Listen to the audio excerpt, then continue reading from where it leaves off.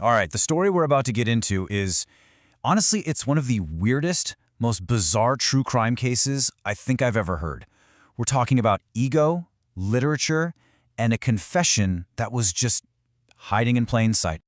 I mean, seriously, what if a killer just confessed? But not to the police. What if they confessed in a best-selling novel? Can you even imagine that? Someone so arrogant, so sure they're a genius, that they write down everything they did, publish it, and basically dare the entire world to catch them. Yeah, this sounds like a crazy movie plot, right? Well, it's not. This is a true story. And the man at the heart of it all, his name is Krystian Bala. His story is just wow. It shows you how thin that line between art and reality can get.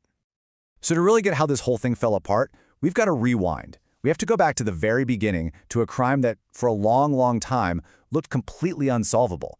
I mean, the police thought it was the perfect murder. Okay, so it all kicks off in November 2000. A man named Dariusz Janiszewski, a pretty successful guy in advertising, he just disappears. Poof, gone. A month goes by, and then his body is found in the Odra River. And it's bad. He'd been tortured and tied up. For the next 3 years, nothing. The case goes absolutely nowhere. It becomes a total cold case. And you can see why the investigators were just stumped. They had absolutely nothing to work with. I'm talking no DNA, zero fingerprints, not a single witness. They couldn't even figure out a motive. It was like a ghost committed the crime. The police had hit a total brick wall. And then, just when it looked like this case was going to be forgotten forever, a clue pops up, and it comes from the last place on Earth anyone would have ever thought to look. So for 3 whole years, this case file is just collecting dust. It's over. But then, a detective gets this weird tip. And it's not what you think. It doesn't point to a person, it points to a bookstore. So he goes and picks up this novel called Amok. And what he starts reading is just staggering. The murder in the book, it's a carbon copy of the real crime. The victim is tortured, their hands are bound, the body's thrown in a river. But here's the detail that must have made his blood run cold: the rope. The book describes these really unique, complex knots, and they were identical, exactly the same as the ones used on the real victim. You see, this wasn't just some creepy coincidence. This was a smoking gun. Because the author knew things about the murder that only the killer could possibly know. These were details the police had intentionally kept out of the papers. And just like that, the whole investigation pivots. It's not about finding some faceless killer anymore. No. Now it's all about one thing: finding out everything they can about the guy who wrote this book. And that man was Krystian Bala. Now, this guy was not your typical suspect. He was super smart, multilingual, had a degree in philosophy, he traveled the world, and people who knew him, they'd say, yeah, he's brilliant, but also just incredibly arrogant. Like, he was the kind of guy who was absolutely convinced he was the smartest person in any room. So the lead detective on this, a guy named Jacek Wroblewski, he starts digging into Bala, and what he finds is just damning. First, he goes through all these old records, super tedious work, and bam, he finds phone records linking Bala to the victim's office just days before he disappeared. Then comes the real bombshell. Get this, Bala sold the victim's stolen cell phone on an online auction site, and he did it after the guy vanished but before the body was even discovered.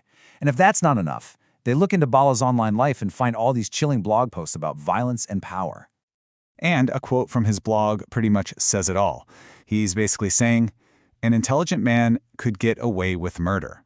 See, he wasn't just writing a story. He was exploring this whole idea that a truly brilliant person, like him, was above it all, above the law. He was practically begging to be caught. Bala thought his big brain and his novel were his shields. He thought they made him untouchable. But in reality, they were the very things that led to his downfall. His own giant ego, written down for the whole world to see, became Exhibit A. So, what was the motive for all this? It really boils down to one thing: pure, ugly jealousy. Bala was convinced his ex-wife was having an affair with Janiszewski, and that rage just consumed him. He committed murder and then tried to twist it into this masterpiece of a crime novel. Well, he was finally arrested in 2005, and in 2007 he was found guilty and sentenced to 25 years in prison. This is more than just a wild true crime story. It's a classic cautionary tale, really. It's about what happens when intelligence gets twisted by arrogance. It's a story about the poison of pride.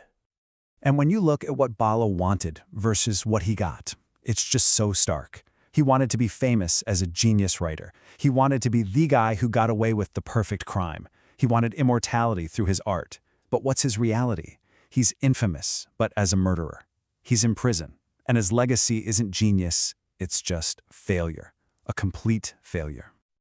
And amidst all this talk of genius and ego, we absolutely have to remember the real victim here, Dariusz Janiszewski. This was a real person. He had a family, a job, a whole future ahead of him. His life wasn't just some plot point in a book. It was stolen from him, all because another man's monstrous ego needed a good story. So, how thin is that line between truth and fiction when a massive ego is holding the pen? That's the question this whole story leaves you with, isn't it? Krystian Bala thought he could bury a horrific truth inside a fictional story. He was so sure his own cleverness made him untouchable. But what he found out the hard way is that the truth always finds a way out, especially when the author can't resist signing his name to the crime. If you enjoyed this, don't skip. Hit subscribe for more real, honest content that uplifts and empowers. Like this video, share it with someone who needs to hear the truth.